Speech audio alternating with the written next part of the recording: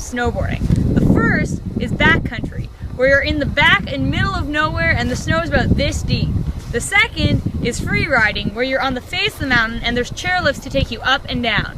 The third is park, where you're either in half pipes, going off jumps, or hitting stuff called rails and boxes. Different parts of the snowboard that you need to know. The first that you need to know is this is what a snowboard looks like. There's two different parts. The front of the board, right up here, is called the nose, and the back down there is called the tail. Just like you, your nose is up front and your tail is kind of in the back. Also, the whole part that goes all the way around the board, usually made of stainless steel, is called the edge. The bottom of the board, where you actually go down the snow, that's called the base.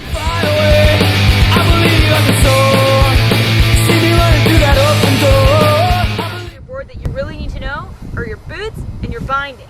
The first one is your binding, which is this part right here. It screws down onto your board and holds your boots in place so you can get your board down the hill. The second is your boot itself.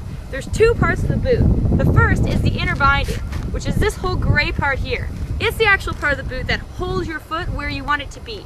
The white part, that's the outer boot, as we call it, and that's the part that you have your inner boot inside of, and that's what goes into the binding.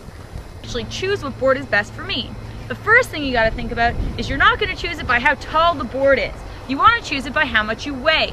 Weight distribution is a big part of snowboarding, and people usually forget that.